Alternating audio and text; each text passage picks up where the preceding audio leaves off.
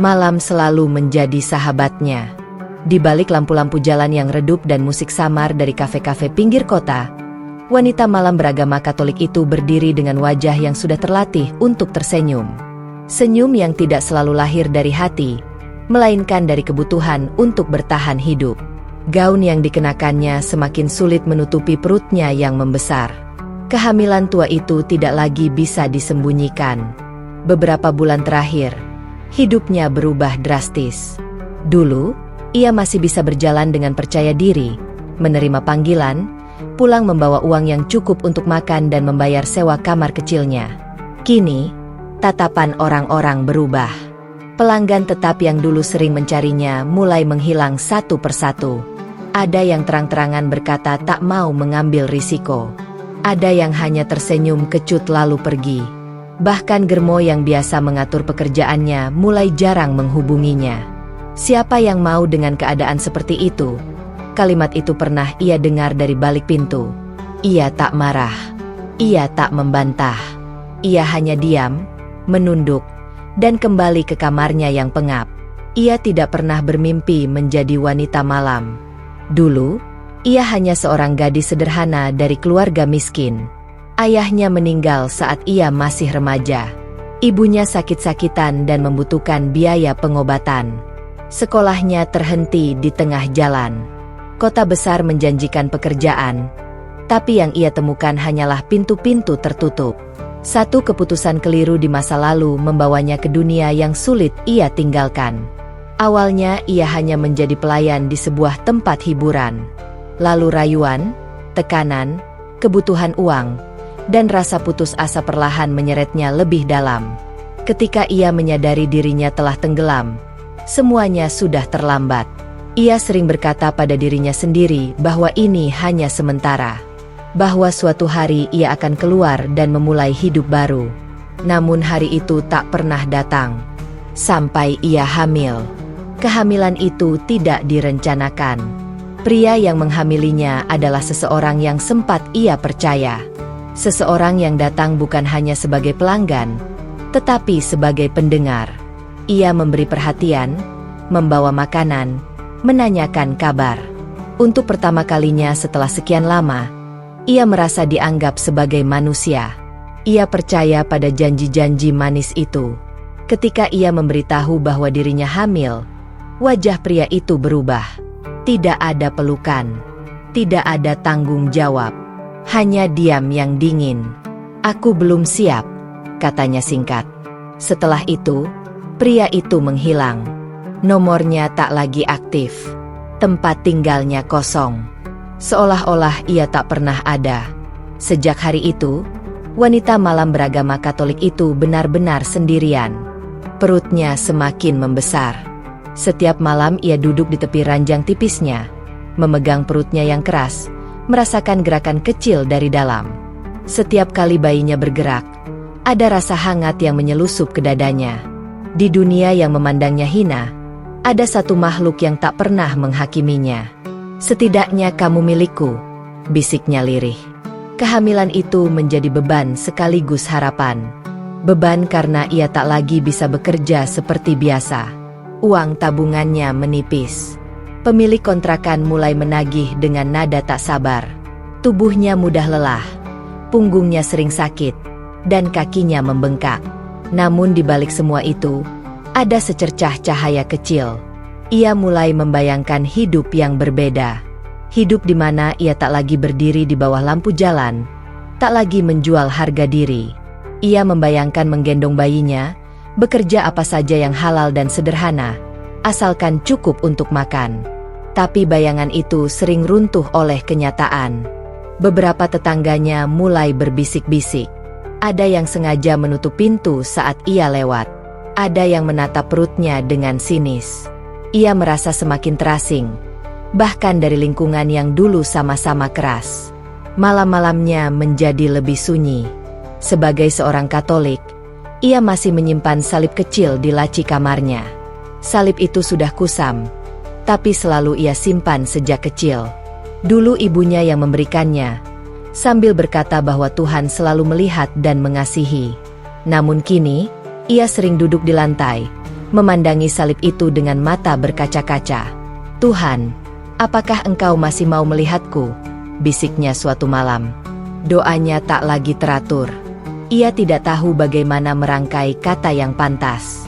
Ia merasa terlalu kotor untuk meminta. Ia merasa terlalu jauh untuk didengar. Namun di tengah kebingungan itu, ia tetap berbicara, meski dengan suara gemetar. "Kalau memang aku harus menanggung semua ini, tolong selamatkan anakku. Jangan hukum dia karena dosa ibunya." Air matanya jatuh membasahi pipi. Hari-hari berlalu dengan berat. Uang semakin menipis. Ia mulai menjual beberapa barang kecil miliknya. Cermin rias yang dulu selalu ia pakai kini tergeletak berdebu. Lipstik dan parfum mahal yang dulu menjadi senjatanya kini hanya mengingatkan pada masa lalu yang pahit. Tubuhnya semakin sulit diajak berdiri lama. Nafasnya sering terengah. Dokter terakhir yang ia kunjungi berkata bahwa waktu persalinan semakin dekat. Ia takut. Takut melahirkan sendirian. Takut tak mampu membayar biaya rumah sakit. Takut jika sesuatu terjadi pada bayinya. Takut jika ia sendiri tak selamat. Namun di balik rasa takut itu, ada tekad kecil yang tumbuh. Ia mulai berbicara pada bayinya setiap malam. "Kita akan bertahan. Ya, ibu mungkin bukan orang baik, tapi ibu akan berusaha jadi ibu yang baik." Perlahan, ada perubahan dalam dirinya. Ia mulai menolak beberapa ajakan lama untuk kembali bekerja meski ditawari uang besar. Tubuhnya tak sanggup, dan hatinya pun tak lagi tega. Ia tak ingin anaknya lahir dari hasil yang sama seperti masa lalunya. Ia memilih berhemat, meski harus makan seadanya. Suatu sore, langit kota terlihat kelabu. Angin bertiup lebih kencang dari biasanya. Ia duduk di depan jendela kamarnya, memandang jalan yang mulai basah oleh gerimis. Hatinya terasa aneh, campuran antara cemas dan lelah. Perutnya terasa lebih berat dari biasanya. Malam turun dengan cepat. Hujan berubah deras, memukul atap seng dengan suara berisik. Kilat sesekali menyambar, menerangi kamar kecilnya yang redup. Ia mencoba berbaring, tapi rasa nyeri tiba-tiba menjalar dari punggung ke perut bagian bawah. Ia meringis, memegang sisi ranjang. "Tidak, belum waktunya," gumamnya. Beberapa menit kemudian, rasa sakit itu datang lagi. Lebih kuat, lebih tajam. Nafasnya memburu. Keringat dingin mulai mengalir di pelipisnya meski udara malam terasa dingin. Ia mencoba berdiri, tapi lututnya gemetar. Ia berjalan perlahan ke pintu, membuka sedikit, berharap ada tetangga yang bisa dimintai tolong. Lorong tampak sepi. Suara hujan menelan segala bunyi. Rasa nyeri itu datang untuk ketiga kalinya, membuatnya tertekuk. Ia berpegangan pada dinding, berusaha tetap sadar. Air matanya bercampur dengan keringat. "Tuhan, tolong aku, tolong anakku." Suaranya hampir tak terdengar di antara gemuruh hujan. Ia menyadari satu hal yang menyesakan. Ia benar-benar sendirian. Tak ada keluarga. Tak ada pria yang bertanggung jawab. Tak ada sahabat. Hanya dirinya dan bayi dalam kandungan yang kini berjuang untuk lahir. Dengan sisa tenaga, ia mengambil selendang tipis dan menyampirkannya ke bahu. Ia tak tahu harus kemana, tapi ia tak bisa hanya diam di kamar. Ia harus mencari pertolongan. Langkahnya tertatih keluar dari bangunan kontrakan. Hujan langsung mengguyur tubuhnya. Gaunnya basah dalam hitungan detik. Rambutnya menempel di wajah. Jalanan tampak lengang. Lampu-lampu memantulkan cahaya di genangan air. Rasa sakit itu datang lagi, membuatnya berhenti dan memegangi perutnya yang keras. Ia menahan jeritan, menunduk, menggigit bibir agar tidak berteriak. Di bawah hujan deras malam itu, Wanita malam beragama Katolik itu berdiri sendirian, memeluk perutnya yang sedang berkontraksi untuk pertama kalinya. Malam yang selama ini menjadi tempatnya bertahan hidup, kini menjadi saksi awal perjuangan hidup dan mati yang sesungguhnya. Air mengguyur tubuh wanita malam beragama Katolik itu tanpa ampun. Gaunnya menempel pada kulit, rambutnya basah menutupi sebagian wajahnya yang pucat. Rasa sakit di perutnya datang semakin sering, semakin kuat, seolah ada gelombang besar yang menghantam tubuhnya dari dalam. Ia terhuyung di trotoar yang licin. Satu tangan memegang perutnya yang mengeras, satu tangan lagi berusaha menahan diri pada tiang listrik agar tidak terjatuh. Nafasnya memburu. Setiap kali kontraksi datang, dunia seakan mengerucut hanya pada rasa nyeri itu. "Aku harus bertahan, demi kamu," bisiknya pada bayi di dalam kandungan. Lampu jalan memantulkan bayangannya di genangan air. Bayangan seorang perempuan hamil tua yang sendirian di tengah malam, tanpa payung, tanpa pelindung.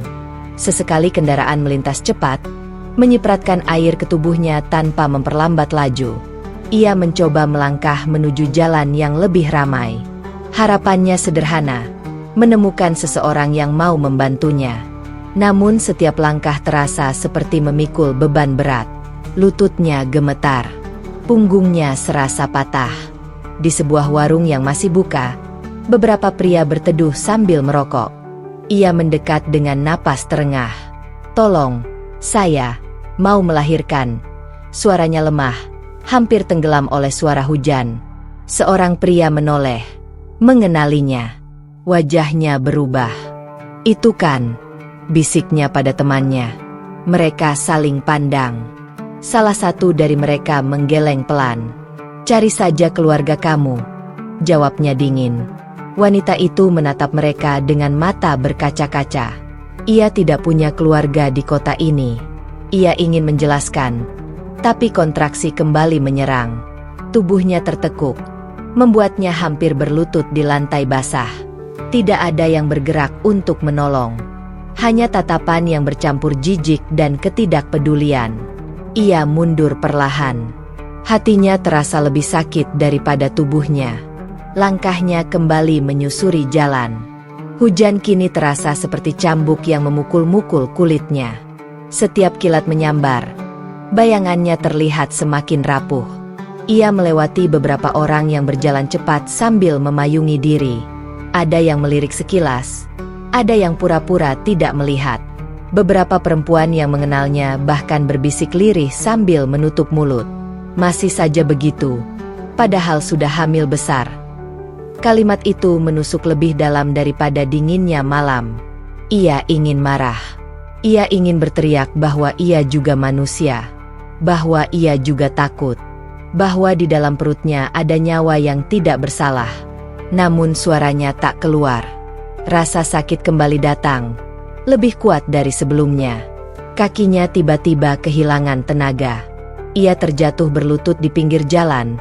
Kedua tangannya memeluk perutnya. Nafasnya tersengal. Pandangannya mulai kabur. Suara hujan dan deru kendaraan terdengar semakin jauh. Seolah-olah ia tenggelam di dalam air. "Tuhan, jangan sekarang, jangan di sini," gumamnya dengan sisa kesadaran. Ia mencoba bangkit, tetapi tubuhnya menolak. Dunia berputar. Dingin merambat dari kaki hingga ke dada. Air matanya bercampur dengan air hujan. Tak ada yang bisa membedakan mana tangis, mana langit. Ia hampir pingsan ketika sebuah bayangan mendekat dari ujung jalan. Seorang santri yang baru pulang dari pengajian berjalan cepat sambil memayungi diri dengan payung sederhana. Tas kitab kecil tergantung di bahunya. Ia sempat memperlambat langkah ketika melihat sosok perempuan tergeletak di pinggir jalan. Awalnya ia ragu mendekat karena hujan begitu deras. Namun ketika terdengar erangan pelan, langkahnya berhenti sepenuhnya.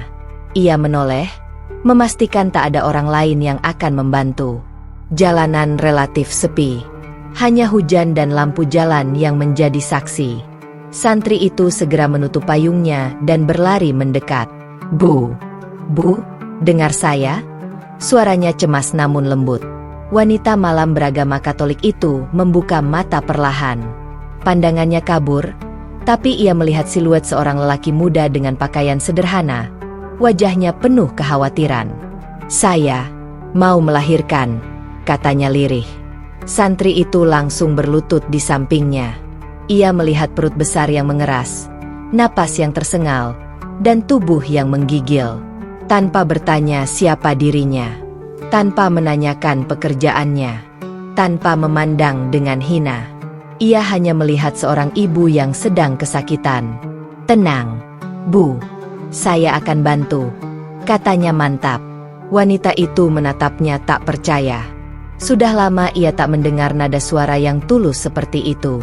Santri itu melepas jaket luarnya dan menyampirkannya ke tubuh perempuan itu yang basah kuyup.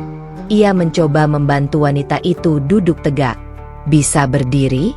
Kita harus cari tempat yang aman." Kontraksi kembali datang, membuat wanita itu mencengkeram lengan santri tersebut dengan kuat. Ia mengerang, hampir menjerit. Santri itu menahan tubuhnya agar tidak terjatuh lagi. "Tarik napas, pelan-pelan. Saya di sini," ucapnya menenangkan. Kalimat sederhana itu membuat hati wanita itu bergetar. "Saya di sini." Dua kata yang selama ini tak pernah ia rasakan maknanya. Dengan susah payah, santri itu membantu wanita tersebut berdiri. Ia menopang tubuhnya, membiarkan lengannya melingkar di bahunya. Tubuh mereka basah kuyup oleh hujan, tapi ia tak peduli. Beberapa orang yang melihat dari kejauhan hanya memandang sekilas. Ada yang mengenali wanita itu, ada yang mengernyit melihat seorang santri bersama perempuan yang dikenal sebagai wanita malam. Namun santri itu tidak memperhatikan bisikan apapun. Baginya, malam itu hanya ada satu hal penting: menyelamatkan ibu dan bayi itu. "Kita ke jalan besar. Mungkin ada kendaraan lewat," katanya. Langkah mereka pelan dan berat. Setiap beberapa meter, wanita itu harus berhenti karena kontraksi datang lagi. Setiap kali itu terjadi, santri tersebut memegangi bahunya, membisikkan doa-doa pelan agar ia tetap kuat. Wanita itu mendengar doa-doa itu di sela rasa sakitnya. Meski ia berbeda keyakinan, suara doa itu terasa seperti pelukan hangat di tengah badai. Hujan tak kunjung reda. Akhirnya mereka sampai di tepi jalan yang lebih besar. Beberapa kendaraan melintas cepat. Santri itu melambaikan tangan, mencoba menghentikan satu persatu. Namun tak ada yang berhenti. Waktu terasa berjalan lambat. Sementara rasa sakit semakin sering datang. Wanita itu mulai gemetar hebat. "Saya tidak kuat," bisiknya. Santri itu menatap wajah pucat itu dengan tekad bulat. "Ibu kuat. Bayinya juga kuat. Sedikit lagi." Ia kembali melambaikan tangan dengan lebih nekat, bahkan melangkah sedikit ke tengah jalan. Sebuah mobil akhirnya melambat karena melihat situasi darurat itu. Santri itu berlari menghampiri pengemudi, menjelaskan dengan cepat bahwa ada ibu hamil yang akan melahirkan. Setelah melihat kondisi wanita itu, pengemudi akhirnya membuka pintu belakang.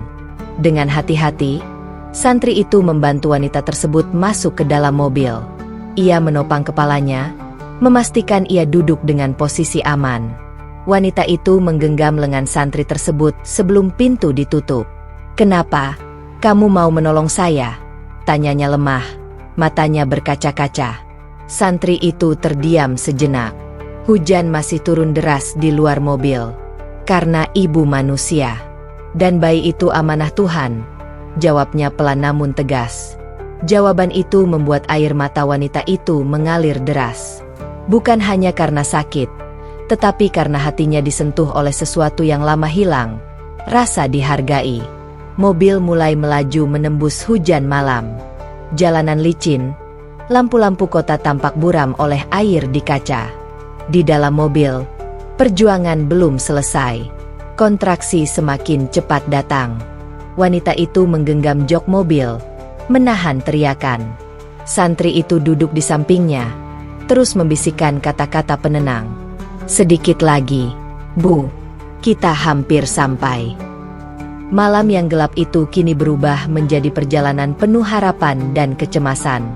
Tak ada yang tahu apa yang akan terjadi selanjutnya. Namun satu hal pasti, wanita malam beragama Katolik itu tidak lagi sendirian. Di tengah hujan deras dan keadaan darurat, takdir mulai bergerak. Dan perjuangan menuju tempat persalinan pun dimulai, membawa mereka ke babak baru yang akan mengubah hidup keduanya selamanya. Mobil yang mereka tumpangi akhirnya berhenti di depan sebuah klinik bersalin kecil yang masih membuka layanan darurat. Hujan belum juga reda. Lampu putih di teras klinik memantulkan bayangan tubuh wanita malam beragama Katolik itu yang kini hampir tak mampu menopang dirinya sendiri. Pintu mobil dibuka dengan tergesa. Santri itu turun lebih dulu, lalu membantu wanita tersebut keluar. Kontraksi datang lagi dengan kekuatan yang membuatnya berteriak kecil. Tangannya mencengkeram lengan santri itu begitu erat, seolah ia menggenggam satu-satunya pegangan hidup yang tersisa. "Tenang, kita sudah sampai," ucap santri itu dengan suara yang berusaha tetap stabil meski napasnya juga memburu. Petugas klinik berlari keluar dengan kursi roda. Tubuh wanita itu dipindahkan dengan hati-hati. Gaunnya sudah basah, wajahnya pucat, bibirnya gemetar. Ia nyaris kehilangan kesadaran ketika didorong masuk melewati lorong sempit menuju ruang persalinan. Di bawah cahaya lampu yang menyilaukan, semuanya terasa asing dan menakutkan. Ia mendengar suara perawat memberi instruksi. Ia merasakan tangannya disentuh, perutnya diperiksa. Namun suaranya sendiri terasa jauh, seperti terperangkap di ruang kosong. Dunia seakan berputar-putar. "Saya takut," gumamnya lirih, hampir tak terdengar. Di antara kesadaran yang timbul tenggelam, ia melihat sosok santri itu berdiri di luar pintu ruang persalinan. Wajahnya basah oleh hujan, rambutnya masih meneteskan air. Ia tidak masuk lebih jauh, menjaga batas dengan penuh hormat. Namun matanya tidak pernah lepas dari perempuan yang sedang berjuang itu. Ketika kontraksi besar datang, tubuh wanita itu melengkung. Rasa sakitnya seperti membelah dirinya menjadi dua. Ia berteriak, bukan hanya karena nyeri, tetapi karena ketakutan yang selama ini ia pendam. Ia takut mati. Ia takut meninggalkan bayinya sendirian di dunia yang kejam. Di sela-sela rasa sakit yang mengguncang tubuhnya, bayangan masa lalunya muncul silih berganti. Wajah ibunya, salib kecil di laci kamar, pria yang meninggalkannya, tatapan sinis orang-orang di jalan. Apakah ini hukuman? Pikirnya dalam hati yang kacau. Keringat bercampur air mata mengalir deras. Ia merasa terlalu lemah untuk melawan rasa sakit yang terus menghantam. Tiba-tiba ia mendengar suara lembut dari luar ruangan. "Tarik napas pelan. Jangan menyerah." Suara itu milik santri yang sejak tadi menunggu dengan gelisah. Meskipun ia tidak bisa mendekat, suaranya cukup jelas terdengar ketika pintu sedikit terbuka. Wanita itu tidak tahu doa apa yang sedang dibisikkan oleh pemuda itu. Ia tidak memahami kata-katanya sepenuhnya. Namun ada ketenangan yang menyelinap masuk ke dalam dadanya setiap kali suara itu terdengar. Untuk pertama kalinya dalam hidupnya, ia merasakan sesuatu yang asing namun hangat, kepedulian tanpa syarat. Selama ini, setiap kebaikan yang datang kepadanya selalu memiliki harga. Setiap perhatian selalu diikuti tuntutan.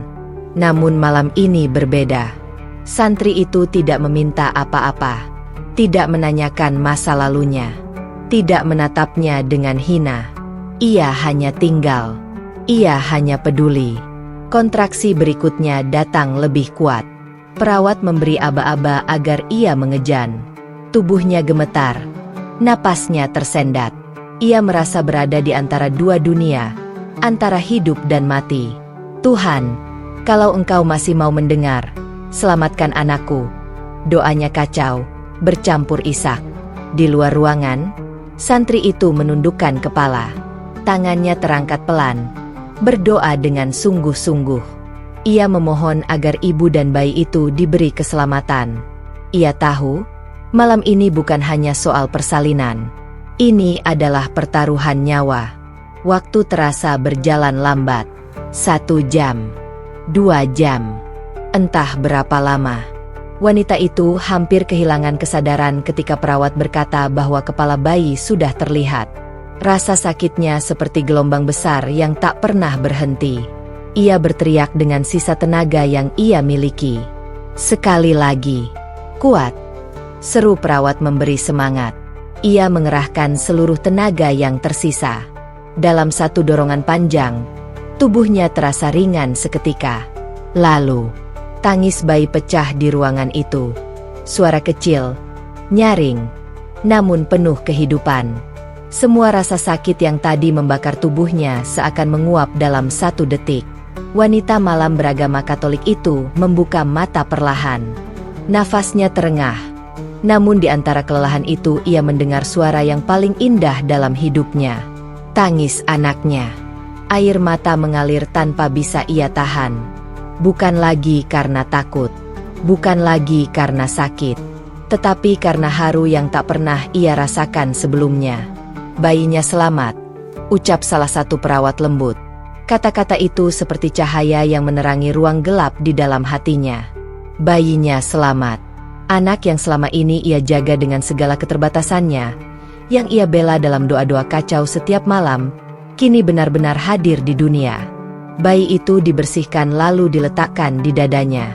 Saat kulit kecil itu menyentuh kulitnya, hatinya seperti diremas oleh perasaan yang tak terlukiskan. Bayi itu menangis pelan, tubuhnya hangat dan rapuh. Ia memeluknya dengan tangan gemetar. "Ibu di sini," bisiknya. Suaranya serak. Di momen itu, dunia seakan berhenti. Ia tidak lagi melihat dirinya sebagai wanita malam. Ia tidak lagi merasa hina. Ia hanya seorang ibu yang memeluk anaknya. Tangis bayi itu menjadi titik balik batinnya. Ia merasa seperti dilahirkan kembali bersama anaknya. Di tengah semua dosa, kesalahan, dan luka masa lalu, Tuhan masih memberinya kesempatan untuk memeluk kehidupan baru. Beberapa saat kemudian, pintu ruang persalinan terbuka sedikit. Santri itu berdiri di ambang, tidak masuk, hanya memastikan dari kejauhan. Perawat tersenyum kecil dan mengangguk, memberi isyarat bahwa semuanya selamat. Santri itu menghela napas panjang, matanya berkaca-kaca. Ia menunduk, bersyukur dalam diam. Wanita itu menoleh perlahan ke arah pintu. Pandangannya masih lemah. Tetapi ia melihat sosok pemuda itu berdiri dengan sikap sopan, menjaga jarak, tidak berani melangkah lebih jauh. Tatapan mereka bertemu. Dalam tatapan itu ada begitu banyak hal yang tak perlu diucapkan. Rasa terima kasih, rasa haru, rasa hormat. Wanita itu ingin mengatakan sesuatu, tetapi suaranya tertahan oleh isak. Ia hanya mampu mengangguk pelan. Air mata kembali mengalir. Santri itu membalas dengan senyum tipis yang hangat. Ia tidak mendekat. Ia tidak mengklaim peran apapun. Ia hanya berdiri sebagai saksi bahwa malam itu, kehidupan menang atas keputusasaan. Di bawah cahaya lampu ruang bersalin yang sederhana, seorang wanita yang selama ini hidup dalam gelap kini memeluk cahaya kecil di dadanya. Dan seorang santri, dengan doa dan ketulusan, telah menjadi perantara kebaikan tanpa pernah meminta balasan. Malam hujan yang menakutkan itu berubah menjadi malam kelahiran harapan. Babak baru dalam hidup wanita malam beragama Katolik itu telah dimulai, ditandai dengan tangis bayi dan tatapan haru kepada sosok yang menolongnya dengan penuh kehormatan. Bau obat-obatan memenuhi udara ketika wanita malam beragama Katolik itu didorong masuk ke ruang persalinan. Lampu putih yang terang menusuk matanya yang sejak tadi diguyur hujan dan air mata.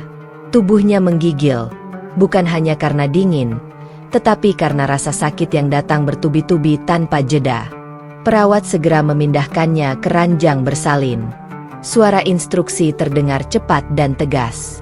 Tangan-tangan asing menyentuh perutnya, memeriksa kondisi bayi. Ia mencoba fokus, tetapi kepalanya terasa ringan. Pandangannya berkunang-kunang. Rasa sakit itu datang lagi, lebih kuat, lebih dalam. Ia menjerit kecil, lalu menggigit bibirnya agar tidak berteriak terlalu keras. Di sela-sela kesadarannya yang terombang-ambing, ia merasa seperti berdiri di ujung jurang. Setiap kontraksi seakan menariknya lebih dekat ke tepi. "Aku takut," bisiknya lirih. Ketakutan akan kematian menyergap tanpa ampun. Ia membayangkan dirinya tak mampu melewati malam itu. Ia membayangkan bayinya tumbuh tanpa ibu. Bayangan itu membuat dadanya sesak. "Jangan ambil nyawaku sebelum aku memeluknya." Doanya terucap terbata. Di luar ruangan, santri itu berdiri dengan wajah tegang. Bajunya masih sedikit basah oleh hujan. Tangannya terangkat pelan. Bibirnya komat kamit membisikkan doa. Ia tidak mengenal perempuan itu secara pribadi. Ia tidak tahu detail hidupnya. Tetapi malam itu, ia tahu satu hal. Seorang ibu sedang berjuang antara hidup dan mati. Ia tidak berani masuk terlalu jauh.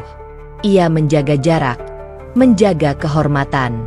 Namun setiap kali pintu terbuka dan terdengar erangan kesakitan, jantungnya ikut bergetar.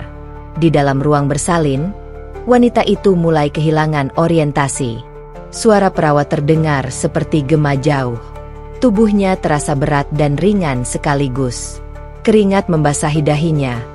Rambutnya menempel di pipi. Kontraksi datang lagi, membuatnya hampir tak bisa bernapas. Tarik napas. "Bu, tahan. Sekarang dorong." Suara perawat terdengar tegas. Ia mencoba mengikuti instruksi, tetapi tubuhnya terasa tak lagi miliknya. Ia teringat masa lalunya. Malam-malam panjang di bawah lampu jalan, tawa palsu, tatapan sinis orang-orang.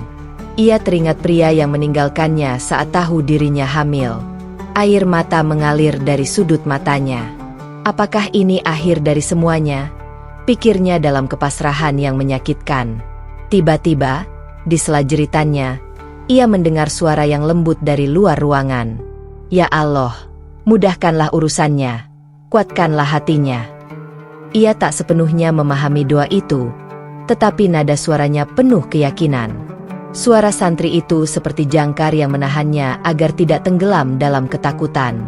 Untuk pertama kalinya, ia merasa tidak sendirian. Ia bukan lagi sekadar wanita malam yang dipandang rendah. Ia bukan lagi bayangan kelam di sudut kota. Ia adalah seorang ibu yang sedang diperjuangkan. Kontraksi berikutnya datang seperti gelombang besar yang menghantam karang. Ia berteriak lebih keras kali ini. Tangannya mencengkeram spray dengan kuat. "Aku tidak sanggup," ucapnya hampir menyerah. "Kuat, Bu. Sedikit lagi." Perawat menyemangati. "Sedikit lagi." Kalimat itu ia pegang erat di dalam hati. Di luar, santri itu menundukkan kepala lebih dalam. Hatinya ikut bergetar setiap kali mendengar jeritan dari dalam ruangan. Ia terus berdoa, tidak peduli berapa lama waktu berlalu. Baginya, malam itu adalah ujian kemanusiaan. Ia tahu perempuan itu berbeda keyakinan dengannya. Tetapi rasa kemanusiaan tidak mengenal batas itu. Seorang ibu yang kesakitan tetaplah seorang ibu yang harus diselamatkan. Di dalam ruangan, tenaga wanita itu hampir habis. Nafasnya terputus-putus. Pandangannya mulai gelap di tepi. "Fokus, Bu. Kepala bayi sudah terlihat," seru perawat. Kalimat itu seperti percikan cahaya dalam kegelapan. Kepala bayi sudah terlihat. Artinya, ia tidak jauh lagi. Ia mengumpulkan seluruh sisa tenaga yang ada. Semua rasa sakit, semua ketakutan, semua penyesalan hidupnya ia kumpulkan dalam satu dorongan terakhir. Dengan jeritan panjang dan tangis yang pecah bersamaan, ia mengejan sekuat yang ia mampu. Lalu, suara tangis kecil memecah udara. Tangis bayi yang nyaring, hidup, dan penuh tenaga. Semua suara lain seakan menghilang. Dunia terasa sunyi sesaat sebelum tangis itu memenuhi ruangan. Perawat tersenyum lega. "Bayinya selamat," ucap salah satu dari mereka. Kalimat itu menggema di telinganya. "Selamat." Air mata mengalir deras tanpa bisa dihentikan. Ia terisak, bukan lagi karena kesakitan, melainkan karena kelegaan yang luar biasa. Tubuhnya terasa lemas, tetapi hatinya seperti dipenuhi cahaya hangat. Bayi kecil itu dibersihkan dengan cepat lalu diletakkan di atas dadanya. Saat kulit mungil itu menyentuhnya, ia merasakan sesuatu yang tak pernah ia rasakan sebelumnya. Sebuah ikatan yang kuat, murni, dan suci. Tangis bayi itu perlahan mereda ketika merasakan kehangatan tubuh ibunya. Wanita malam beragama Katolik itu memandang wajah kecil yang masih memerah itu. Hidung kecil, mata yang masih terpejam, tangan mungil yang bergerak lemah. "Inilah alasan aku bertahan," bisiknya dengan suara serak. Tangis bayi itu menjadi titik balik dalam batinnya. Ia merasa seperti dilahirkan kembali. Selama ini ia hidup dalam bayang-bayang rasa bersalah dan hina. Namun di pelukan kecil itu, ia melihat kesempatan kedua. Anaknya tidak tahu masa lalunya. Tidak tahu dunia kelam yang pernah ia jalani. Bayinya hanya tahu detak jantung ibunya. Dan ia sadar, mulai malam ini, ia harus menjadi lebih dari sekadar wanita malam. Beberapa menit kemudian, pintu ruangan sedikit terbuka. Santri itu berdiri di luar, tidak masuk, hanya memastikan dari kejauhan. Perawat memberi isyarat bahwa semuanya baik-baik saja. Santri itu menghembuskan napas panjang. Raut wajahnya yang tegang berubah menjadi lega. Bibirnya kembali bergerak, mengucap syukur dalam diam. Wanita itu menoleh perlahan. Dengan tubuh yang masih lemah, ia mencari sosok yang sejak tadi menjadi sandaran doanya. Tatapan mereka bertemu.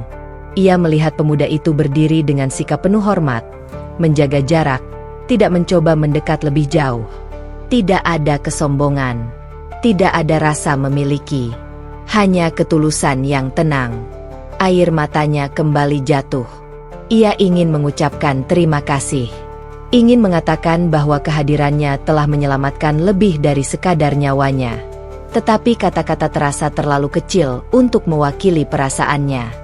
Ia hanya mampu memandang dengan mata yang penuh haru. Santri itu membalas dengan senyum tipis yang hangat, lalu menundukkan kepala sedikit sebagai tanda hormat. Ia tetap di ambang pintu, tidak melangkah masuk, seolah menjaga batas yang suci antara dirinya dan perempuan yang baru saja menjadi ibu itu. Malam yang tadi penuh ketakutan kini berubah menjadi malam penuh keajaiban. Di ruang bersalin sederhana itu, seorang wanita yang selama ini merasa hina menemukan makna baru dalam hidupnya. Tangis bayi itu bukan hanya tanda kehidupan. Ia adalah suara harapan. Dan di antara cahaya lampu putih yang terang, wanita malam beragama Katolik itu memeluk anaknya erat-erat. Sementara di ambang pintu, seorang santri berdiri dengan doa yang belum berhenti terucap.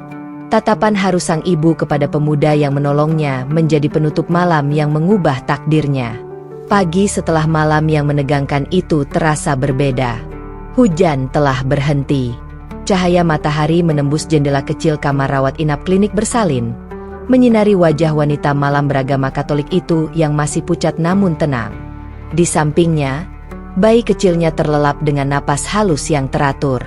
Untuk pertama kalinya setelah sekian lama, ia terbangun tanpa rasa takut. Ia menoleh pelan ke arah bayinya. Tangannya yang masih lemah menyentuh pipi mungil itu. Air matanya kembali menggenang. Tetapi kali ini bukan karena kesedihan. Ada rasa syukur yang aneh dan hangat di dadanya. Namun ketika pikirannya mulai jernih, kekhawatiran datang menghampiri.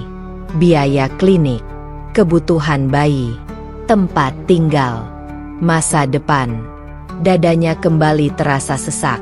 Ia bukan siapa-siapa, tidak punya keluarga, tidak punya pekerjaan tetap, dan kini ia memiliki seorang bayi yang sepenuhnya bergantung padanya. Ketukan pelan di pintu memecah lamunannya. Seorang perawat masuk sambil tersenyum, diikuti oleh sosok yang tidak asing baginya, santri yang semalam menolongnya. Ia berdiri tidak terlalu dekat, menjaga jarak yang pantas. Pakaian yang dikenakannya kini sudah kering dan rapi. Wajahnya terlihat lelah, tetapi matanya tetap tenang. "Bagaimana keadaannya, Bu?" tanyanya lembut. Wanita itu terdiam sesaat. Ada rasa canggung yang sulit ia jelaskan. Ia terbiasa dipandang rendah, tetapi tidak terbiasa diperlakukan dengan hormat seperti ini. "Sudah, lebih baik," jawabnya pelan. Santri itu mengangguk. Di tangannya ada kantong plastik sederhana berisi beberapa kebutuhan bayi, popok, kain bedong, dan sedikit makanan untuk sang ibu. "Saya hanya membawa ini seadanya," katanya. Suaranya tetap rendah. Wanita itu tertegun. Ia menatap barang-barang itu dengan mata berkaca-kaca. "Kamu tidak perlu repot," ucapnya lirih. Santri itu tersenyum tipis. "Ini bukan repot, Bu. Ini bagian dari kewajiban kita sebagai sesama manusia." Kalimat itu kembali membuat dadanya bergetar. Selama ini, ia tidak pernah mendengar kata kewajiban dalam konteks kebaikan tanpa pamrih. Dalam dunianya, setiap bantuan selalu ada imbalannya. Setiap perhatian memiliki harga. Namun pemuda ini berbeda. Hari itu, santri tersebut membantu mengurus beberapa administrasi di klinik. Ia berbicara dengan petugas, memastikan ibu dan bayi itu mendapatkan perawatan yang layak.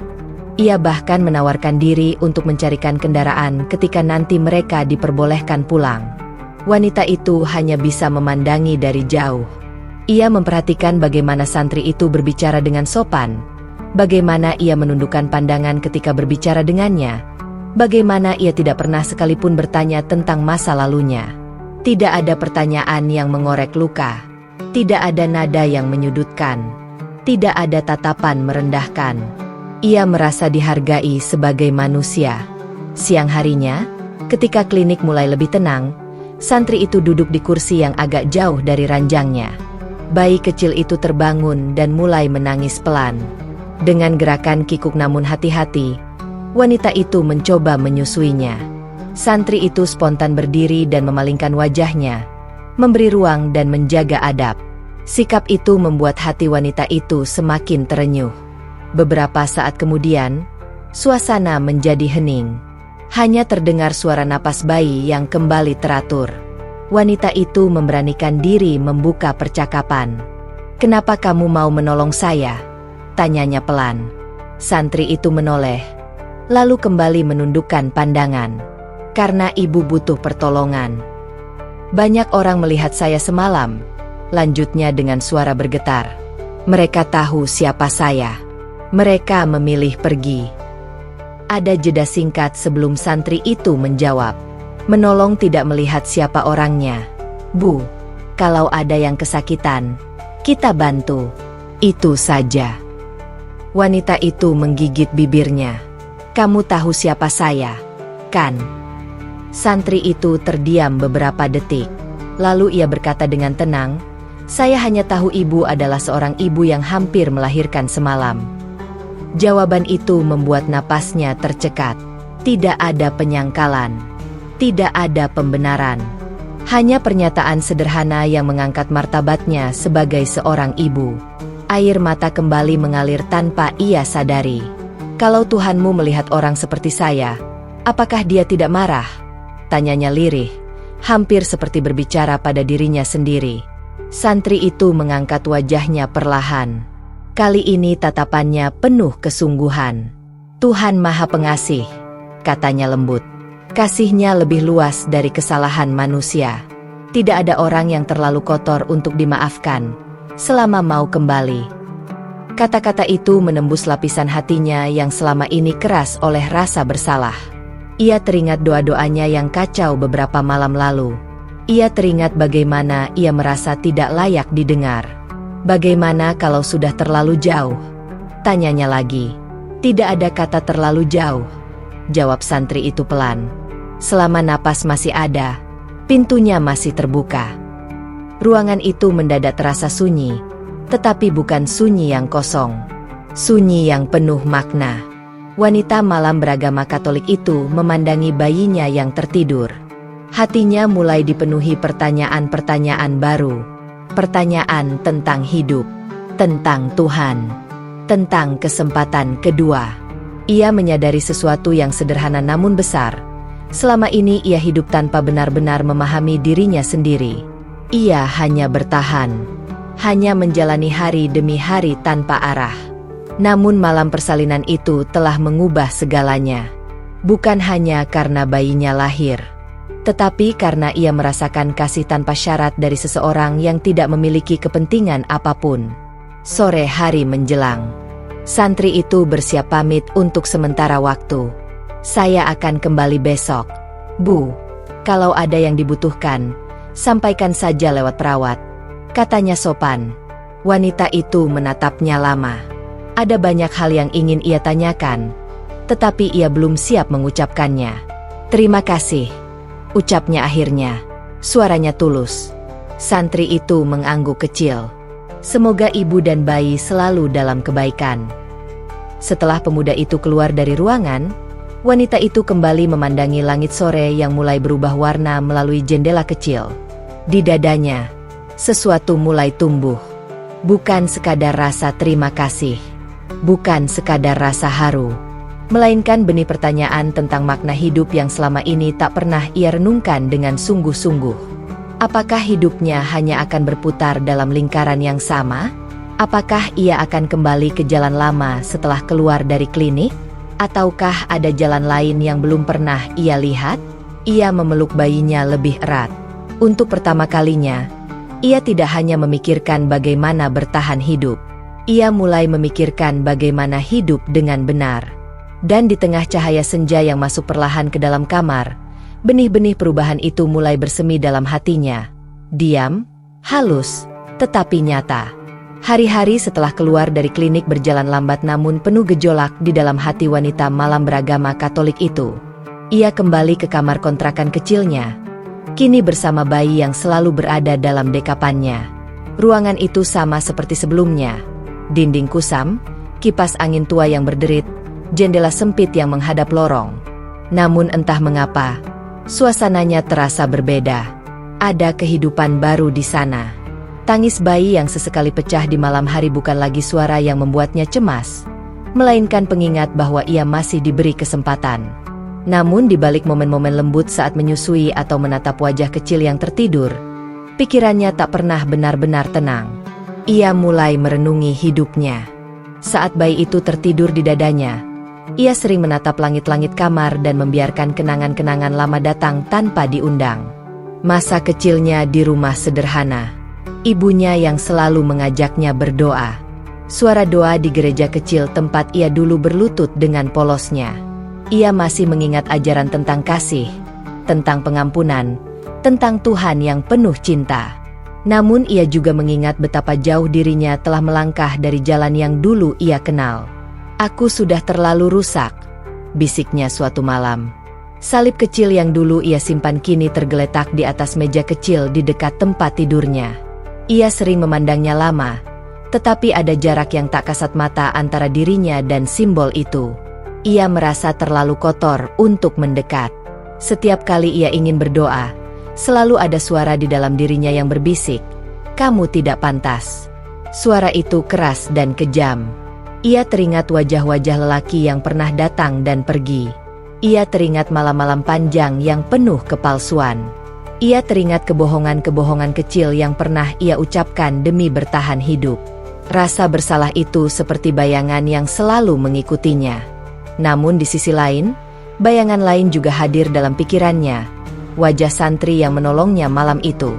Ia teringat tatapan tenang itu.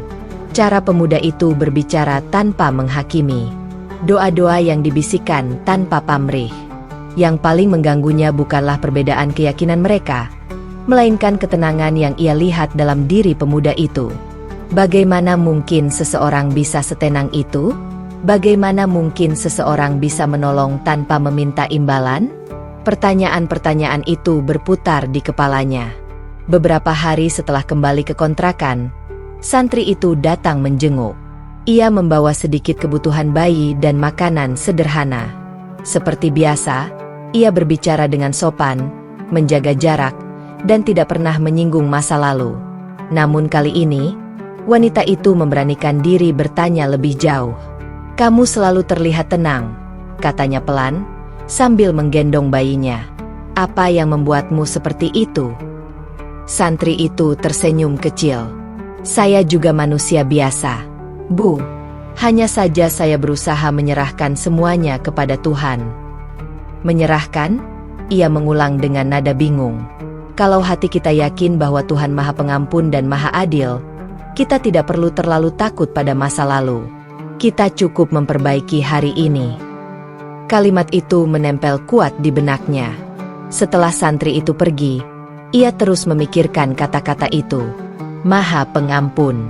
Ia belum pernah benar-benar memikirkan Tuhan dengan cara seperti itu. Selama ini, Tuhan dalam pikirannya lebih sering hadir sebagai hakim yang menilai, bukan sebagai pengasih yang membuka pintu. Beberapa hari kemudian, ia kembali berbicara dengan santri itu, kali ini lebih panjang. Ia bertanya tentang taubat, tentang apakah seseorang yang pernah hidup seperti dirinya masih memiliki kesempatan. Santri itu menjelaskan dengan sabar. Taubat itu bukan untuk orang suci, katanya lembut. Justru untuk orang yang merasa berdosa. Tuhan tidak menunggu kita menjadi bersih dulu baru mendekat. Kita mendekat, lalu Dia yang membersihkan. Kalimat itu membuat dadanya bergetar. Namun pergulatan di dalam dirinya tidak berhenti begitu saja. Malam-malamnya kini dipenuhi dialog batin yang melelahkan. Satu sisi hatinya ingin percaya bahwa pintu ampunan selalu terbuka, bahwa ia bisa memulai kembali demi anaknya. Namun sisi lain berbisik tajam, masyarakat tidak akan pernah lupa siapa kamu. Ia membayangkan tatapan tetangga jika ia mencoba berubah. Ia membayangkan bisikan-bisikan yang akan terus mengiringi langkahnya. Ia takut ditolak, takut dianggap berpura-pura, takut tidak diterima dimanapun. Bagaimana kalau aku berubah, tapi dunia tetap melihatku sama? Gumamnya suatu malam. Bayi kecilnya bergerak dalam tidur, seolah menjawab kegelisahannya. Ia menyentuh pipi mungil itu dengan lembut. Aku tidak ingin kamu tumbuh dalam dunia yang sama seperti ibumu, katanya lirih. Disinilah konflik batinnya semakin tajam. Ia merasa tidak layak mendekati Tuhan, tetapi ia ingin anaknya mengenal Tuhan. Ia merasa dirinya kotor, tetapi ia ingin anaknya tumbuh bersih. Ia merasa tak pantas berubah, tetapi ia juga tidak ingin kembali ke masa lalu. Setiap kali ia berbicara dengan santri itu, ia merasa ada cahaya kecil yang masuk ke dalam hatinya. Namun ketika ia sendirian, bayangan-bayangan masa lalu kembali menutupi cahaya itu. Suatu sore, ketika bayi itu tertidur, ia duduk sendirian memandangi tangannya sendiri. Tangan yang pernah ia gunakan untuk bertahan hidup dengan cara yang ia sesali. Apa tangan seperti ini masih bisa diangkat untuk berdoa? Tanyanya dalam hati. Ia mencoba berdoa lagi malam itu. Tidak dengan kata-kata indah, tidak dengan kalimat teratur. Hanya bisikan sederhana. Kalau engkau masih mau mendengar, ajari aku bagaimana caranya kembali. Air mata jatuh perlahan. Di tengah tangisnya, ia merasakan sesuatu yang berbeda. Bukan suara, bukan penglihatan. Hanya rasa bahwa mungkin ia tidak sepenuhnya sendirian. Keesokan harinya, ketika santri itu datang lagi, ia menatapnya dengan mata yang lebih dalam. Kalau seseorang ingin berubah, tapi takut ditolak, apa yang harus dia lakukan? Tanyanya hati-hati. Santri itu menjawab tanpa ragu. Takut pada penolakan manusia itu wajar. Tapi jangan sampai rasa takut itu membuat kita menjauh dari Tuhan. Perubahan itu urusan hati dan Tuhan. Manusia akan selalu punya pendapat. Yang penting, niatnya tulus. Niat, kata itu kembali berputar dalam benaknya. Malam itu, untuk pertama kalinya, ia tidak hanya memikirkan dosa-dosanya. Ia mulai memikirkan kemungkinan menjadi versi dirinya yang berbeda. Bukan lagi sekadar wanita malam. Bukan lagi sekadar sosok yang bertahan hidup. Tetapi seorang ibu yang ingin berjalan di jalan yang lebih terang. Benih pertanyaan tentang makna hidup kini tumbuh lebih kuat di dalam dirinya. Siapakah dirinya sebenarnya? Apakah masa lalu harus selamanya menentukan masa depan? Apakah Tuhan benar-benar membuka pintu bagi orang sepertinya? Pertanyaan-pertanyaan itu belum memiliki jawaban pasti. Namun untuk pertama kalinya, ia tidak lagi menolaknya. Ia memeluk bayinya erat-erat. Di dalam dada wanita malam beragama Katolik itu, pergulatan masih berlangsung. Rasa takut dan harapan saling berhadapan. Rasa bersalah dan keinginan untuk berubah saling bertarung. Namun di tengah semua itu, ada satu hal yang perlahan tumbuh dan tidak lagi bisa ia abaikan. Keinginan untuk menemukan makna hidup yang lebih dalam daripada sekadar bertahan. Dan disitulah perjalanan batinnya benar-benar dimulai. Pagi itu langkah wanita malam itu terasa lebih berat dari biasanya. Bayinya terlelap dalam gendongan kain sederhana yang melingkar di dadanya. Udara masih dingin, embun belum sepenuhnya menguap dari dedaunan. Namun yang membuat tubuhnya gemetar bukanlah udara pagi, melainkan keberanian yang sedang ia paksa tumbuh di dalam dirinya. Ia sedang berjalan menuju tempat di mana sang santri belajar. Sejak percakapan-percakapan kecil yang terjadi setelah persalinan, ada sesuatu yang berubah dalam dirinya. Bukan perubahan yang langsung besar dan dramatis, melainkan seperti retakan kecil di dinding hatinya, retakan yang perlahan memberi jalan bagi cahaya untuk masuk. Ia berhenti beberapa langkah sebelum gerbang sederhana itu. Bangunannya tidak megah. Dindingnya sederhana. Lantainya bersih namun tidak berlapis keramik mahal. Beberapa santri lain terlihat duduk melingkar membaca kitab. Suara mereka pelan, teratur, menenangkan. Ada ritme yang tidak pernah ia rasakan dalam hidupnya yang penuh kebisingan dan lampu-lampu gemerlap malam. Untuk sesaat, ia ingin berbalik. Tempat ini bukan untukmu. Suara lama dalam kepalanya berbisik. Kau terlalu kotor, terlalu penuh dosa. Ia menunduk, menatap bayinya yang tertidur tenang. Wajah kecil itu bersih, polos, belum mengenal apapun tentang dunia yang kejam. Hatinya mencelos. Ia tidak ingin anaknya tumbuh dengan beban masa lalu yang sama. Sang santri melihatnya dari kejauhan. Ia tidak terkejut. Seolah-olah ia sudah tahu bahwa suatu hari wanita itu akan datang. Dengan langkah tenang, ia mendekat. Wajahnya tetap teduh seperti biasanya. Kau datang, ucapnya pelan. Wanita itu hanya mengangguk. Tenggorokannya terasa tercekat. Ia takut membaca penilaian di mata sang santri. Tetapi yang ia temukan justru kehangatan yang tidak berubah. Aku hanya ingin melihat, katanya lirih. Sang santri mempersilakannya masuk. Tidak ada pertanyaan, tidak ada sindiran, tidak ada pengungkitan masa lalu. Sikap itu justru membuat dadanya semakin sesak. Ia terbiasa dihakimi. Ia terbiasa ditatap dengan dua jenis mata. Mata yang menginginkan tubuhnya, dan mata yang merendahkannya setelahnya. Ia tidak terbiasa ditatap sebagai manusia. Beberapa santri lain melirik. Ada yang berbisik pelan. Ia bisa merasakannya. Rasa malu membakar wajahnya. Ia hampir mundur lagi. Namun sang santri berjalan di sampingnya, menjaga jarak dengan penuh hormat, seakan-akan keberadaannya di sana adalah hal yang wajar. Hari itu ia hanya duduk di sudut. Ia tidak berani bergabung. Ia hanya mendengar. Ayat-ayat dibacakan. Suaranya lembut, bergetar di udara pagi. Ada satu ayat yang membuat jantungnya berdetak lebih cepat. Tentang Tuhan yang Maha Pengampun. Tentang pintu ampunan yang tidak pernah tertutup selama seseorang mau kembali. Kalimat itu sederhana. Namun bagi dirinya, itu seperti kalimat yang mustahil. Bagaimana mungkin? Pikirnya. Bagaimana mungkin ada pengampunan untukku? Air matanya jatuh tanpa ia sadari. Ia cepat-cepat menyekanya agar tidak terlihat. Namun sang santri melihatnya. Setelah pengajian selesai, ia tidak langsung pulang. Ia duduk lebih lama. Sang santri mendekat, tetap menjaga jarak yang sopan. Ayat itu menyentuhmu? Tanyanya pelan. Wanita itu tertawa kecil. Pahit. Ayat itu indah, tapi tidak untukku. Sang santri menatapnya dengan serius, namun tidak menghakimi. Mengapa kau merasa begitu? Aku tahu siapa diriku, jawabnya lirih.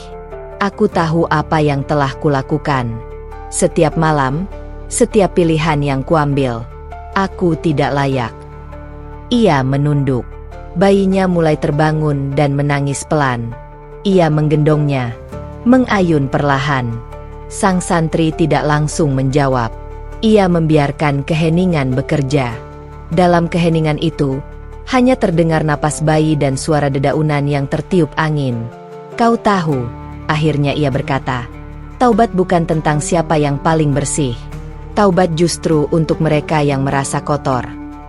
Wanita itu terdiam. Tuhan tidak menunggu orang suci untuk kembali. Jika manusia harus suci dulu untuk mendekat, maka tidak ada satupun yang bisa datang. Kata-kata itu sederhana, tetapi mengguncang sesuatu di dalam dirinya. Selama ini ia berpikir bahwa ia harus berubah dulu, menjadi baik dulu, baru berani mendekat. Ia tidak pernah memikirkan kemungkinan bahwa proses mendekat itulah yang perlahan mengubah. Namun rasa takut masih membelit. Bagaimana dengan orang-orang? Tanyanya. Mereka tahu siapa aku. Tatapan mereka, aku tidak sanggup. Sang santri mengangguk pelan. Manusia memang mudah mengingat kesalahan orang lain. Tapi Tuhan tidak seperti manusia. Ia tidak menjelaskan panjang lebar dengan istilah sulit. Ia tidak berbicara dengan nada menggurui. Ia hanya menyampaikan dengan tenang, seperti seseorang yang benar-benar percaya pada apa yang ia katakan. Hari-hari berikutnya, wanita malam itu mulai datang lebih sering. Kadang pagi, kadang menjelang sore. Ia masih duduk di sudut. Ia masih merasa asing. Tidak semua orang menyapanya. Beberapa bahkan menjaga jarak. Setiap tatapan dingin terasa seperti tusukan kecil. Namun setiap kali ia hampir menyerah, ia teringat wajah bayinya. Anak itu tumbuh setiap hari. Matanya mulai lebih sering terbuka, menatap dunia dengan rasa ingin tahu yang polos. Ia ingin anaknya mengenal dunia yang berbeda dari yang pernah ia kenal. Sang santri sabar membimbingnya. Ia mengajarinya hal-hal dasar tentang berserah diri, sebuah kata yang dulu terdengar klise baginya. Berserah diri bukan berarti menyerah pada keadaan. Itu berarti mengakui bahwa ada kekuatan yang lebih besar dari dirinya, yang mampu memperbaiki apa yang ia tidak mampu. Kadang saat mendengar penjelasan tentang kasih sayang Tuhan, ia menangis. Tangisnya bukan lagi tangis ketakutan seperti saat persalinan. Ini tangis yang lebih dalam. Tangis seseorang yang perlahan menyadari bahwa mungkin, hanya mungkin, ia tidak sepenuhnya ditolak oleh langit. Ia masih bergumul dengan rasa bersalah. Setiap malam kenangan masa lalunya datang seperti bayangan panjang. Wajah-wajah yang pernah ia temui. Jalan-jalan gelap yang pernah ia lalui. Ia merasa seperti membawa beban berat di punggungnya. Namun kini, untuk pertama kalinya, ia tidak memikul beban itu sendirian. Sang santri tidak pernah menyentuhnya. Tidak pernah berbicara berlebihan. Ia tetap menjaga adab dan jarak. Justru sikap itulah yang membuat wanita itu merasa dihormati. Ia tidak diperlakukan sebagai objek. Ia diperlakukan sebagai jiwa. Suatu sore, setelah pengajian selesai, ia duduk lebih lama dari biasanya. Matahari hampir tenggelam. Langit berwarna jingga lembut. Bayinya tertidur di pangkuannya. Apa menurutmu, aku benar-benar bisa berubah? Tanyanya pelan. Sang santri tidak langsung menjawab. Ia memandang langit yang mulai redup. Perubahan bukan soal siapa yang paling cepat, katanya akhirnya. Itu soal siapa yang terus berjalan, meski langkahnya kecil. Wanita itu menunduk. Ia menyadari bahwa selama ini ia selalu melihat perubahan sebagai lompatan besar. Meninggalkan segalanya sekaligus. Menjadi orang lain dalam semalam. Ketika ia merasa tidak mampu melompat, ia memilih diam. Mungkin yang dibutuhkan bukan lompatan. Mungkin hanya satu langkah kecil. Ia memeluk bayinya lebih erat. Anak itu bergerak pelan dalam tidur. Wajahnya damai. Dalam diri kecil itu, ia melihat masa depan. Bukan masa depan yang pasti, tetapi kemungkinan.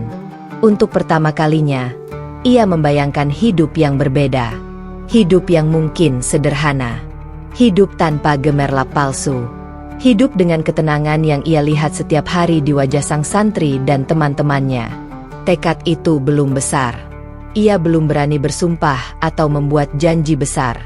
Ia masih takut. Ia masih merasa rapuh. Namun di dalam hatinya, ada sesuatu yang berubah. Bukan lagi hanya rasa bersalah. Bukan lagi hanya ketakutan. Melainkan keinginan. Keinginan untuk memberi anaknya masa depan yang lebih terang. Keinginan untuk tidak lagi lari dari dirinya sendiri. Keinginan untuk percaya bahwa pintu ampunan benar-benar terbuka. Saat ia berdiri untuk pulang, ia menatap sang santri. Tatapannya berbeda dari hari-hari sebelumnya. Ada keraguan, tetapi juga ada nyala kecil yang baru tumbuh. "Aku ingin mencoba," katanya pelan. Itu bukan deklarasi besar. Itu hanya kalimat sederhana. Namun bagi dirinya, itu adalah langkah terjauh yang pernah ia tempuh.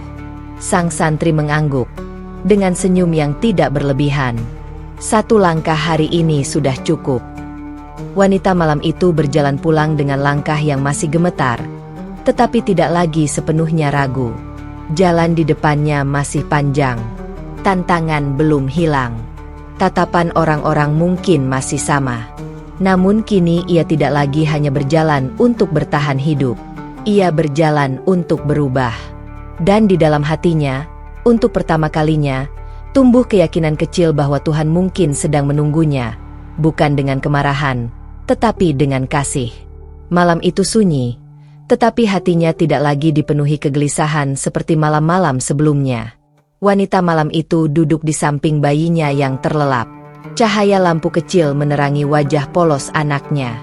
Nafas kecil itu teratur, damai. Ia memandangi wajah itu lama sekali. Selama berbulan-bulan terakhir, hidupnya seperti ditarik antara dua dunia. Dunia lama yang gelap, penuh luka dan rasa bersalah. Dan dunia baru yang belum sepenuhnya ia pahami, tetapi memberinya ketenangan yang tak pernah ia rasakan sebelumnya. Pergulatannya panjang. Ia masih sering terbangun di tengah malam dengan jantung berdebar. Bayangan masa lalu datang tanpa diundang. Suara-suara yang merendahkannya, tatapan sinis orang-orang, rasa hina yang dulu ia terima dan perlahan ia yakini sebagai kebenaran tentang dirinya. Namun setiap kali itu terjadi, ia teringat satu hal, ayat-ayat yang pernah ia dengar. Tentang Tuhan yang Maha Pengampun. Tentang pintu yang selalu terbuka bagi siapapun yang ingin kembali. Dan ia teringat wajah sang santri, tenang, tidak memaksa, tidak pernah sekalipun menyudutkannya. Keputusan itu tidak lahir dalam sehari. Ia tidak ingin melakukannya karena rasa terima kasih. Ia tidak ingin melakukannya karena merasa berutang budi. Ia ingin melakukannya jika benar-benar yakin. Jika benar-benar merasa damai. Beberapa hari sebelum keputusan itu, ia mendatangi tempat belajar sang santri lebih awal dari biasanya. Udara pagi terasa segar. Ia duduk di sudut seperti biasa, tetapi kali ini hatinya berbeda. Ketika ayat-ayat dibacakan, dadanya terasa hangat. Bukan lagi rasa asing. Bukan lagi sekadar rasa penasaran. Ada ketenangan yang merambat perlahan, seperti air yang mengisi bejana kosong. Setelah pengajian selesai, ia tidak langsung pulang. Sang santri melihatnya. Ia menghampiri dengan langkah pelan, tetap menjaga jarak yang selama ini selalu ia jaga dengan penuh adab. "Kau ingin mengatakan sesuatu?" tanyanya lembut. Wanita malam itu menunduk. Tangannya gemetar kecil saat menggenggam kain gendongan bayinya. "Aku sudah lama memikirkan ini," katanya pelan. "Aku tidak ingin salah niat. Aku tidak ingin karena merasa berutang. Tapi, setiap kali aku mendengar tentang Tuhan yang Maha Pengampun itu, hatiku terasa tenang." Ia menarik napas dalam. "Aku ingin memeluk Islam." Kalimat itu keluar pelan, tetapi tegas. Untuk sesaat, suasana menjadi hening. Sang santri tidak menunjukkan keterkejutan berlebihan. Ia hanya menatapnya dengan mata yang teduh. "Apakah ini keputusanmu sendiri?" tanyanya hati-hati. Wanita itu mengangguk. "Tidak ada yang memaksaku. Bahkan kau pun tidak pernah memintaku. Tapi aku menemukan sesuatu di sini. Kedamaian yang tidak pernah kurasakan sepanjang hidupku." Air matanya mulai menggenang. "Aku lelah hidup dalam rasa bersalah. Jika Tuhan benar-benar Maha Pengampun, aku ingin datang kepadanya. Apa adanya." Sang santri tersenyum kecil.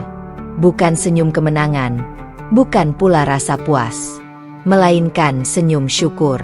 Keputusan sebesar ini harus lahir dari hati, katanya pelan. Dan jika hatimu sudah mantap, maka itu adalah langkah yang mulia. Hari itu dipilihlah waktu sederhana untuk proses syahadat. Tidak ada perayaan besar, tidak ada keramaian. Ia bahkan sempat bertanya, apakah tidak sebaiknya dilakukan diam-diam saja? Namun sang santri menjelaskan bahwa syahadat adalah pernyataan iman. Ia bisa dilakukan sederhana, tetapi tetap dengan saksi agar menjadi awal yang jelas dalam hidupnya. Pagi itu, ia mengenakan pakaian paling sederhana yang ia miliki. Tidak ada riasan, tidak ada hiasan. Wajahnya polos, hanya menyisakan bekas-bekas lelah dari perjalanan panjang hidupnya. Bayinya ia gendong di dada. Beberapa orang hadir sebagai saksi. Tidak banyak, hanya mereka yang biasa berada di lingkungan itu. Sebagian masih menyimpan keraguan tentang dirinya, tetapi mereka tetap berdiri dengan sikap hormat. Wanita malam itu berdiri dengan kaki yang sedikit gemetar. Jantungnya berdebar keras. Ia teringat hari ketika ia melahirkan. Rasa sakit, ketakutan akan kematian, dan tangis pertama bayinya yang menjadi titik balik batinnya. Hari ini, perasaannya hampir sama. Takut, tetapi juga penuh harap. Sang santri berdiri tidak terlalu dekat. Ia tetap menjaga jarak, memberikan ruang baginya untuk mengambil langkah itu sendiri. Ucapkan dengan keyakinan, katanya lembut. Tidak perlu tergesa. Rasakan setiap katanya. Wanita itu menarik napas panjang. Tangannya meremas kain gendongan bayinya, seolah mencari kekuatan dari detak kecil di dalamnya. Kalimat itu mulai ia ucapkan, terbata-bata di awal. Lidahnya terasa berat. Air matanya mulai mengalir bahkan sebelum kalimat selesai. Aku bersaksi bahwa tiada Tuhan selain Allah, dan aku bersaksi bahwa Nabi Muhammad adalah utusan Allah. Suara itu pecah di tengah tangis. Tangis yang selama ini ia tahan. Tangis penyesalan. Tangis rasa bersalah. Tangis rasa tidak layak. Semua bercampur menjadi satu. Ia menutup wajahnya dengan tangan. Bahunya bergetar. Bayinya ikut bergerak kecil, seakan merasakan gejolak hati ibunya. Dalam tangis itu, ia merasa seperti sesuatu runtuh dalam dirinya. Dinding keras yang selama ini ia bangun untuk bertahan hidup. Dinding yang membuatnya dingin, tegar, tetapi kosong. Kini dinding itu runtuh. Ia merasa ringan. Untuk pertama kalinya dalam hidupnya, ia tidak merasa sedang bersembunyi, tidak sedang berpura-pura, tidak sedang menjual dirinya demi bertahan. Ia merasa seperti dilahirkan kembali. Dan di dadanya, bayi kecil itu menjadi saksi bisu kelahiran keduanya. Sang santri menunduk, menahan haru. Ia tidak menyentuh wanita itu. Ia tidak perlu. Momen itu bukan tentang dirinya. Itu tentang perjalanan jiwa yang akhirnya menemukan arah. Beberapa saksi mengusap mata mereka. Wanita malam itu perlahan menurunkan tangannya dari wajahnya. Matanya merah, tetapi tatapannya berbeda. Tidak lagi penuh ketakutan. Ada cahaya kecil di sana, cahaya yang belum besar, tetapi nyata. Apa Tuhan benar-benar mengampuniku? Tanyanya lirih, hampir seperti anak kecil yang meminta kepastian. Sang santri menjawab tanpa ragu. Tuhan lebih gembira menerima taubat seorang hamba daripada kegembiraan seseorang yang menemukan kembali sesuatu yang sangat berharga setelah hilang. Wanita itu terisak lagi. Tetapi kali ini bukan karena rasa putus asa, melainkan karena harapan. Ia memeluk bayinya erat. Anakku, bisiknya pelan. Hari ini kita sama-sama memulai hidup baru. Tidak ada kilat di langit. Tidak ada tanda-tanda luar biasa. Dunia tetap berjalan seperti biasa. Namun bagi dirinya, semuanya terasa berbeda. Langkahnya saat keluar dari tempat itu terasa lebih ringan. Jalan yang sama yang dulu ia lalui dengan kepala tertunduk kini terasa lebih terang. Tantangan belum hilang. Masa lalu tidak serta-merta terhapus dari ingatan orang lain. Tetapi di dalam dirinya, ada identitas baru.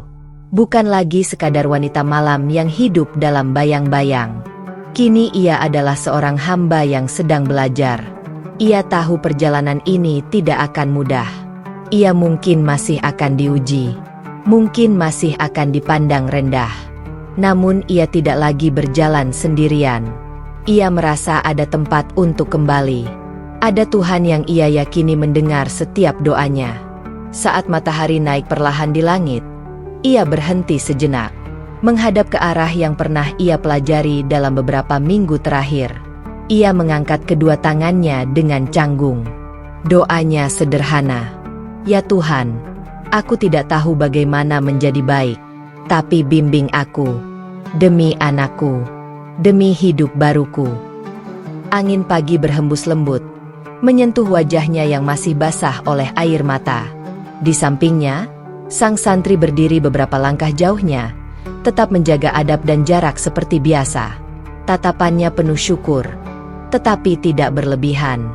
Ia tahu, ini bukan akhir perjalanan. Ini adalah awal. Dan bagi wanita malam itu, hari itu bukan hanya hari ia mengucap syahadat. Itu adalah hari ia percaya bahwa dirinya masih pantas dicintai oleh Tuhan. Keputusan itu bukan akhir dari perjuangan. Justru disitulah semuanya benar-benar dimulai. Setelah mengucapkan syahadat, wanita yang kini menjadi mualaf itu kembali ke kamar kecil yang selama ini ia tempati bersama bayinya. Ruangan itu sederhana, dindingnya kusam, jendelanya kecil. Namun hatinya tidak lagi sesempit dulu. Ia duduk di tepi kasur tipis sambil menatap bayinya yang terlelap. Dulu ia sering memandangi wajah kecil itu dengan rasa takut. Takut tidak mampu membesarkannya. Takut masa lalunya akan menjadi bayangan gelap bagi masa depan anaknya. Kini rasa takut itu belum sepenuhnya hilang. Tetapi ada sesuatu yang berbeda. Keyakinan. Aku tidak boleh kembali ke jalan itu, bisiknya pelan. Dunia malam yang selama ini menjadi sumber penghidupannya terasa seperti jurang yang harus ia tinggalkan. Ia tahu keputusan itu berarti kehilangan satu-satunya cara cepat untuk mendapatkan uang. Ia tahu ia akan menghadapi kesulitan yang jauh lebih nyata. Namun ia juga tahu, jika ia kembali, maka seluruh perjuangannya akan sia-sia. Hari-hari pertama setelah menjadi mualaf diisi dengan langkah-langkah kecil yang penuh keberanian. Ia mulai belajar salat dengan terbata-bata. Setiap gerakan terasa canggung. Setiap bacaan sering ia lupa di tengah jalan. Kadang ia menangis ketika salah membaca. Kadang ia merasa malu pada dirinya sendiri. Tetapi setiap kali itu terjadi, ia teringat satu kalimat. Tuhan melihat usaha, bukan kesempurnaan. Sang santri tetap membimbingnya, tetapi selalu dengan batas yang jelas. Ia tidak pernah datang sendirian jika harus menjelaskan sesuatu. Ia sering mengajarkan dari jarak yang aman, atau melalui perantara ibu-ibu di lingkungan tempat ia belajar. Wanita itu memahami dan menghargai sikap tersebut. Ia tidak pernah lagi melihatnya sebagai penyelamat, melainkan sebagai saudara seiman yang menuntunnya di awal perjalanan. Hubungan mereka bukan tentang rasa yang melampaui batas. Bukan pula tentang balas budi. Hubungan mereka berdiri di atas rasa hormat. Dan itu justru membuatnya merasa lebih aman. Masalah terbesar tetap satu, pekerjaan. Ia tidak memiliki ijazah tinggi. Pengalamannya hanya satu. Dan pengalaman itu adalah sesuatu yang ingin ia kubur dalam-dalam. Beberapa kali ia mencoba melamar pekerjaan di warung makan dan toko kecil. Tatapan orang-orang masih sama seperti dulu ketika mereka mengenalinya. "Bukankah kamu dulu?" bisik seseorang setengah bertanya. Ia menunduk. Luka lama kembali terasa. Tetapi kali ini ia tidak lari. "Sekarang saya hanya ingin bekerja," jawabnya pelan. Beberapa tempat menolaknya tanpa banyak alasan. Ada yang terang-terangan menyindir masa lalunya. Ada yang berpura-pura sopan namun jelas tidak ingin menerimanya. Setiap pulang dengan tangan kosong, ia memeluk bayinya erat. Tangisnya sering pecah di malam hari. Bukan karena menyesal berubah, tetapi karena realita memang berat. Suatu sore, saat ia hampir kehilangan semangat, seorang ibu dari lingkungan tempat ia belajar menghampirinya. "Saya dengar kamu mencari pekerjaan. kata ibu itu lembut. Wanita mualaf itu mengangguk. Ragu. Saya butuh bantuan untuk membuat kue rumahan. Tidak banyak upahnya, tapi halal. Kata halal itu terdengar seperti pelita kecil di hatinya. Ia menerima pekerjaan itu tanpa berpikir panjang. Pagi-pagi sekali ia sudah bangun, menyusui bayinya, lalu menitipkannya sejenak kepada tetangga yang mulai bersimpati padanya. Tangannya yang dulu terbiasa berhias kini belajar mengaduk adonan, menimbang tepung, dan membungkus kue dengan rapi. Tangannya sering pegal, punggungnya sakit. Namun ada kepuasan yang tidak pernah ia rasakan sebelumnya. Uang yang ia terima memang tidak besar, tetapi setiap lembar yang ia pegang terasa ringan dan bersih. Malam-malamnya kini berbeda. Jika dulu ia keluar ketika langit mulai gelap, kini ia justru menutup pintu rumahnya lebih awal. Ia duduk bersama bayinya, menghafal bacaan pendek yang diajarkan sang santri melalui rekaman suara sederhana. Kadang ia masih tersandung kenangan lama. Bayangan gemerlap lampu, suara tawa palsu, uang yang datang cepat. Godaan itu tidak sepenuhnya hilang. Namun setiap kali pikirannya goyah, ia menatap bayinya. Aku ingin kamu bangga padaku suatu hari nanti, bisiknya. Sang santri tetap hadir dalam hidupnya, tetapi tidak pernah melewati batas. Ia membantu mencarikan informasi pekerjaan tambahan, sesekali mengantarkan bahan bacaan melalui orang lain, dan memastikan ia tidak merasa sendirian dalam belajar. Ia tidak pernah memuji berlebihan, tidak pernah menempatkan dirinya sebagai sosok penting. Yang menguatkanmu bukan saya, katanya suatu hari. Yang menguatkanmu adalah keputusanmu sendiri. Kalimat itu ia simpan dalam-dalam. Hari demi hari berlalu. Lingkungan yang dulu memandangnya dengan curiga perlahan mulai melihat kesungguhannya. Mereka melihat ia tidak lagi keluar malam. Mereka melihat ia bekerja keras meski dengan upah kecil. Tidak semua orang berubah sikap. Masih ada bisikan. Masih ada pandangan tajam. Tetapi kini hatinya lebih kuat. Ia belajar satu hal penting. Perubahan tidak selalu membuat dunia langsung menerima. Tetapi perubahan membuat dirinya lebih menghargai diri sendiri. Suatu pagi, ketika langit masih gelap kebiruan, ia terbangun lebih awal dari biasanya. Bayinya terlelap di sampingnya. Udara terasa sejuk. Ia mengambil air wudhu dengan gerakan yang kini lebih lancar dibandingkan minggu-minggu pertama. Ia membentangkan sajadah tipis di sudut kamar. Salatnya belum sempurna. Bacaan masih terbata. Namun hatinya hadir sepenuhnya. Setelah selesai, ia tidak langsung beranjak. Ia duduk bersimpuh, menengadahkan tangan. Terima kasih karena engkau tidak menyerah padaku. Doanya lirih. Air mata jatuh.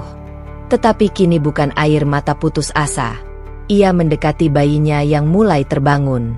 Wajah kecil itu memerah terkena cahaya fajar yang perlahan menyelinap masuk melalui jendela. Ia menggendong anaknya dan berdiri di dekat jendela. Langit timur mulai berubah warna. Gelap yang pekat perlahan memudar, digantikan semburat jingga yang lembut. Ia memandangi langit itu dengan perasaan yang sulit ia jelaskan. Dulu hidupnya seperti malam panjang tanpa ujung. Ia berjalan dalam gelap, tersandung, terjatuh, dan merasa tidak ada cahaya yang menunggunya. Kini ia menyadari sesuatu. Malam memang panjang, tetapi ia tidak pernah abadi. Fajar selalu datang. Ia mengusap kepala bayinya dengan lembut. Kita pernah berada di tempat yang gelap, bisiknya pelan. Tapi Tuhan memberi kita pagi. Di kejauhan terdengar suara azan subuh berkumandang. Suara itu kini tidak lagi terasa asing, tidak lagi terasa jauh. Ia memejamkan mata sejenak, membiarkan suara itu memenuhi dadanya. Sang santri mungkin sedang berdiri di saf masjid saat ini, seperti biasa, menjalani hidupnya dengan sederhana, membantu tanpa pamrih, menjaga niat dan kehormatan. Wanita itu tersenyum kecil. Ia tidak tahu apa yang akan terjadi di masa depan. Ia tidak tahu apakah hidup akan menjadi lebih mudah, Tetapi ia tahu satu hal, ia tidak lagi berjalan dalam kegelapan sendirian. Dengan bayinya dalam gendongan dan cahaya fajar yang semakin terang, ia merasakan harapan yang nyata. Malam kelam dalam hidupnya memang pernah begitu pekat. Namun kini, di bawah langit yang mulai bersinar, ia menyadari bahwa cahaya selalu ada bagi mereka yang berani melangkah menujunya. Dan pagi itu, untuk pertama kalinya, ia benar-benar percaya bahwa hidupnya memiliki arah.